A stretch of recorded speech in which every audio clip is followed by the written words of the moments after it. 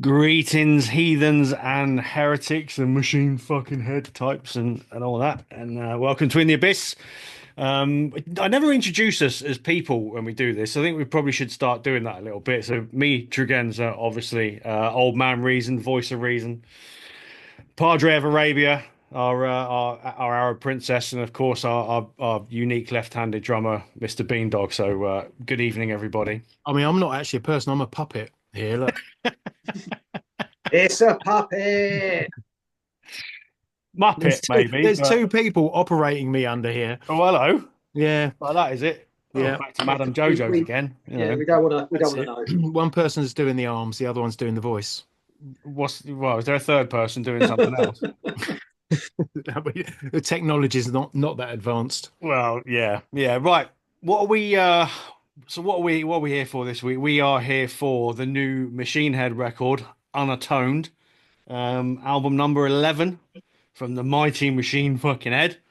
Um where are we? 31 years in, roughly, for this Something band. like that, isn't it? Yeah, was it Yeah. 94? I think they appeared. Was it around then? Yeah. Yeah, yeah. So, I suppose you can consider them an old school band these days, but I think the name of the album is quite revealing, unatoned, because atonement means you make up for something that you've done wrong. You give penance, and this just unatoned just shows the arrogance of this band that they've done something so bad and they feel that they have to apologise for it. And I think that right. will be my thesis going forward for Before this disgrace of an album. before you start, then let's at least let's get some initial views and opinions. Now, I'm not the biggest Machine Head fan. None of us are really, but there's no fault in the impact that Burn My Eyes had, and there's been some moments over the years. So, I tell you what, old man reason. First sort of opinions of this delightful little record. It's reminding me of things I don't want to be reminded of. And I'm not just talking about that night in Brighton. It feels like they're sort of caught between being Machine Head and being typical Machine Head, which they're quite entitled to be, and trying to go down routes here and there that are a bit more contemporary, and try and make them work, and not always succeeding. Well, that's a very diplomatic approach. I think they've had so much criticism over the years because they every time they try and do something different, they fail tragically. And I Fair. think this album is the sound of a band that was overtaken by their contemporaries and by bands coming up behind them long ago, and they've been trying to catch up. But so many different bands have gone past them and diverged that they don't know which way to go to catch up. So they just try and do everything. And what they come up with, the last album too, they're clutching at straws. They've got no direction. They've got no artistic kind of philosophy anymore. And this goes back to the more things change. Burn My Eyes comes out. Pretty much everyone's like, this is where metal is going to go in the next 5 or 6 years. This is like heirs to the throne. And then Burn My Eyes comes out, and then we followed up with that with Burning Red. If anyone's going to have a positive spin on it, it's Mr. Bean Dog. Mr. Bean. It just sounds fucking weird. Is that the first time we've used that? I think that probably is the first time I've ever gone We've down done well that. to avoid, haven't we? Yeah, Well, we've done well over the couple of years, but yeah, if anyone is going to have a positive word to say, it will be you because champion of the underdog and all that. Well, yeah. I mean, could you really call Machine Head an underdog? I'm Well, not no, sure. no. Yeah, I'm not sure about that. Look, I've been on a bit of a journey with this album. Just to backtrack slightly. So I fall into that category of Machine Head fan, if you want, if that's the right term. Love what they did with Burn My Eyes. I was kind of on board right up until the Burning Red, and that for me was my stepping off point, really. I'd never really followed them as a band. Like, I heard bits and pieces over the years, but never really went back there. I'd heard that they'd had a bit of a redemption arc with like the blackening and Mm. that was supposedly a return to form, but I didn't really go there with it. But it's interesting to me, given how divisive The Burning Red was as an album, it really embraced the kind of new metal that was happening at the time. What's interesting for me is how, because I assumed they would have left that all behind and sort of rejected it as like, that was when we lost so much of our appeal. But what's surprising for me is how much new metal there still is on this new album. I mean, it's throughout the whole album. There's real new metal themes going on. I'd say it's blended better than they did on the Burning Red, certainly. But as I said, I've been on a bit of a journey with this album because the first playthrough was I I felt the same sense of frustration I have felt when I have dipped in and heard bits and pieces. Because I think with Machine Head, you're always chasing that Burn My Eyes high. That was an undeniably fantastic album. Um, and I think it set the bar right up here. And I don't think as a band they've ever got anywhere near the heights that they achieved with that album. So there's initial frustration, indifference on my first play. But the more I've listened to it, the more I'm finding things within it that do remind me of that era of the band. There are those real hardcore thrash moments coming through. Um, but there's a big but. I think any momentum that's gained through those moments, they're bringing in these like these huge melodic choruses, these very kind of, it's all clean singing. Um, it reminds me very much of like Linkin Park. They're kind of going for this anthemic Linkin Park, Killswitch Engage size chorus on every single track. And I find it takes away every time I'm sort of grabbing onto a savage riff comes in or something that really makes me bang my head. They take it away and they just put these pop chorus in, and I just found that really frustrating as the album went on. Yeah, and I can echo exactly that because there Yeah, he are just starts singing. He starts singing. yeah That's the problem. He starts singing. He takes it away from you. yeah, but it's not none of it ever feels natural, does it? It feels like right, we must get a clean chorus in here, So like Yes. the first proper track, Atomic Revelations, it starts off okay. It's quite a decent riff. And Yeah, then you get that first straight away, the clean vocals come in. Doesn't even sound like Rob Flynn to me. So God knows what kind of effects there are on his voice yeah, anyway. yeah. And it just, that sort of initial kind of, oh, that's all right. And then it just goes, ugh. And then the next track, Unbound, which was a single, does exactly the same thing. And the riff in that is good. It's a good riff. Yeah, it's kind of got that Reminds me of real like, Iowa era Slipknot kind of thing. Slipknot. There's a bit of Dimebag in there. It's got that kind of push and pull to it, hasn't Yeah. it? It really digs in that riff. I mean, for me, that was the first part, the first riff where I thought, okay, all right, maybe there's something going on here. But then it's just like pouring boiling water on a load of fucking cabbage. It just goes, I think what he's trying to do is going for a slice of, so it's a commercial sound. So there's a couple of things on this album that stand out. None of the tracks are really over 5 minutes, I'd say, it's all and pretty short. Machine Yeah. Head are a band that are kind of, they will go into the 7 minute, 9 minute territory or whatever, But on this album, they're all radio friendly length songs and they all have very radio friendly um choruses, or just elements in there. There'll be a sing along moment. um I think they're going for a bit of that Slipknot popularity, Yeah. kind of where Slipknot went. Very much more radio friendly sound sort of in the middle of their career, and I get the sense that that's kind of what Machine Head are going for with this, is a bit of that market. But the difference there is Slipknot over the years have proved they are strong songwriters. Right. Songs like Duality, songs like Left Behind, any of those kinds of ones that are almost written for American rock radio. Yeah. Everything just there's a proper flow. Whereas this, it's riff, bit of aggressive vocals, clean Mm. chorus, back to the start again. Same thing. Bloodstock need to get their money back, get a refund. because they're not worth it. They're Now, fucking. This is. They're so shit. They are so shit, and it's frustrating because they're better musicians than this. This is the shit you have to keep coming up with.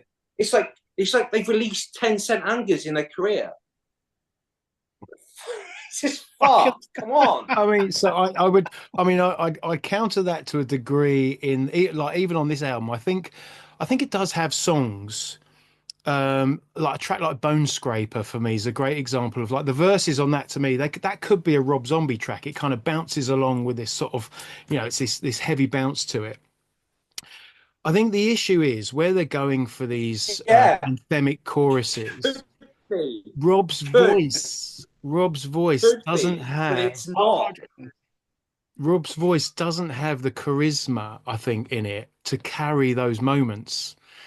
Yeah. And I just, so it just kind of trips when it should soar. At least, to my ears in these early listens, I've just found that they're the moments where the album falls flat. But when they turn the riffs on, there is something there, and I've started to warm to sections of this album, definitely. I want to go back to Bone Scraper a minute because why the fuck does that sound like a Eurovision entry? It's because it's that disco bounce, isn't it? Yeah, like the chorus, you can imagine that being performed at Eurovision with the whole sort of, the drone camera flying over it and this big chorus and some lights and a bit of fire and all that kind of thing. It's, I've got no problem with poppy choruses, but it just doesn't work with the dynamic of the album. I mean, I agree with Padre that there is a lack of identity with what they're Yeah. trying to achieve. I think that is a fair point. It's they're kind of throwing things at the wall to see what sticks. Yeah, and what sticks is when Machine Head do Machine Head, but there's just not enough of it, and No. there's these frustrating teases of it. Addicted to Pain is another one that annoyed me.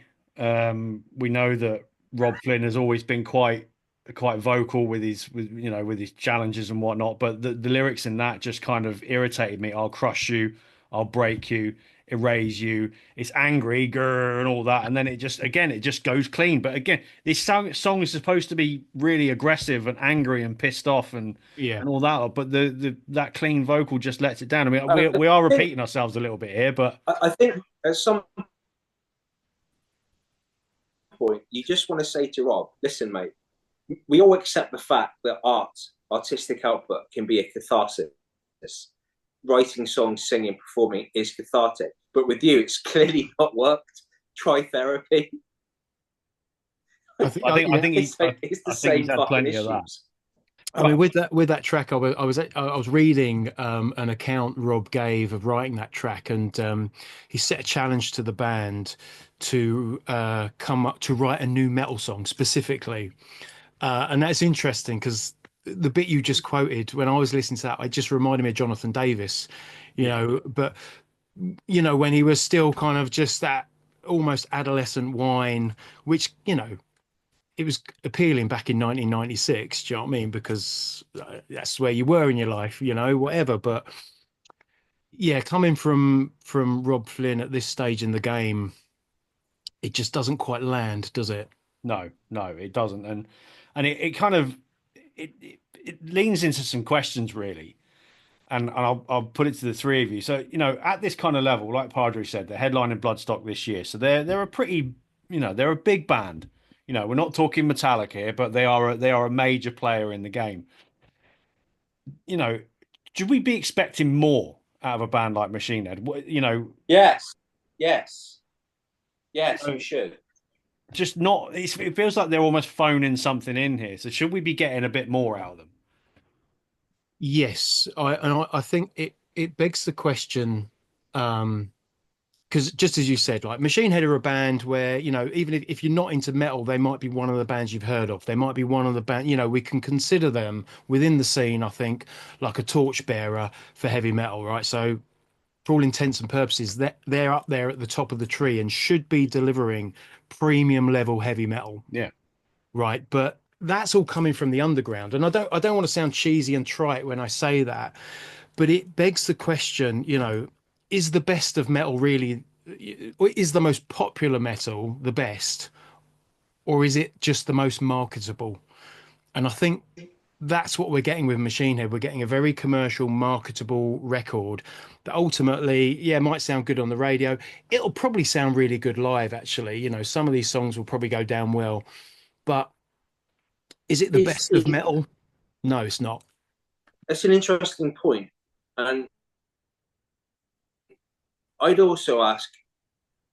So, like, we're saying that like this band are trying to go for like radio friendly song structures, change the sound, etc., for like rock radio in North America. Is that even important anymore now you've got Spotify? Probably Do not. bands really need to use that as a metric? Yeah. So Well, why do it then?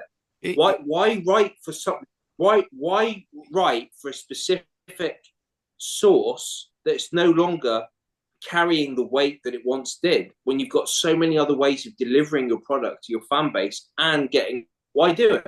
the Spotify thing is a really interesting point to me because another sort of black mark against this album is the production, which does have that. It sounds like it's produced to compete with pop music, right? So it's going to sound um, consistent alongside other songs on Spotify. And it's a Colin Richardson mix, which really surprised me. And like he's involved with Burn My Eyes. Um, but I just want metal to sound really gnarly and nasty again. And a lot of the popular bands have this very smooth, compressed, polite sound to them. That just it just doesn't really satisfy, because like I said, this album really, when you listen to it, it has got some pretty fucking savage riffs on there, but they're squashed down and sort of pushed back, and Rob's voice is up front, and you just don't get that. No, it doesn't drag its knuckles enough. Which, Right. if there's one thing the Machine Head can achieve, it's that. And the way to look at it for me is it feels a little bit self-indulgent, this album, Mm. and Machine Head do not have enough credit in this game to be self-indulgent. They are not a Metallica, they are not a Maiden. They should they're not at that level. So if this is self-indulgence, it's misguided, I think. Yeah, yeah. So look, there must be a couple of positives from it. You know, Old Man Reason, you're relatively damning at the start of it, but anything that does stand out that you think is half decent? To be honest, no. I'm You not you going to. were you were relatively positive the first time you listened to it, You weren't. I was or surprised actually with that. open-minded. My problem is there's not enough that stands out as like really good. There's nothing here that stands out with any of their classics. No, And my issue is too many of the songs. Most of the songs have parts that I like and parts that I don't like because I don't think they work well. And it's when usually an album has a few songs I like and a few sort of maybe some songs that I don't. So I can either listen to the album in full and ignore or skip the ones I don't like, or I can just stick the ones I like on a playlist. I can't really do that with a lot of these songs because they're too fractured. That's yeah. That's a That's good. my that's my problem. There's no memorable riff. If you've got we love metal, we like riffs, and there isn't enough memorable riffs on this. We've talked about the singing choruses. If I go back to someone like Halo from The Blackening, Rob sings on that. It works. It's big. It's epic. It suits him, and it's underpinned by a fantastic riff. And there's none of that here. It's all overproduced, and stuff like Bleeding Me Dry. It's Sleep Token. ooh, Right. Yeah, I mean, that had That crossed is a my Sleep mind. Token song all day long, and I don't want that from Machine Head. yeah. Well, there you go. I think that pretty much sums it up. Look, Yeah. Look, Think just on the positives, I do want it's to give a true. shout out to the guitar solos because I think there are some great solos on here, and I'm not sure who's playing album wise on the album, but there's bits of this that remind me of Zach Wild and stuff like that, where there's a little bit of blues in there, a little bit of push and pull. I enjoyed that. There were No, drummer boy. No, well, no. well, look, so the verdict is thanks, but no thanks. Just go back to writing just bludgeoning heavy riffs and just do Machine Head. You know, rather than just trying to do something that you're not. You are not a melodic band. Just do fucking heavy and stick to Can it. I Stay in your lane. can I just say that right now the College of Cardinals is meeting to elect a new pope. There's no supreme pontiff on earth. So the job has fallen to me, the holy man, to excommunicate Machine Head from metal. Get out! You won't be let in until you pay penance for this album. I cast ye out. They haven't paid penance for Supercharger yet, so don't get too excited. Fucking hell. Well, let us know what you think of it anyway, because I'm sure there'll be of any albums that are going to be coming out at the moment. This is one that will probably, divide opinion. Some of the views I've been reading are literally from one extreme to the other. So let us know in the comments below if you think we're just wrong. Tell us why. But we'd love to know. So yeah, it is what it is. It's Machine Head. I mean, 60% of the time, we're wrong every time. And on that note, thanks for listening. We'll catch you again in a few days. Stay metal.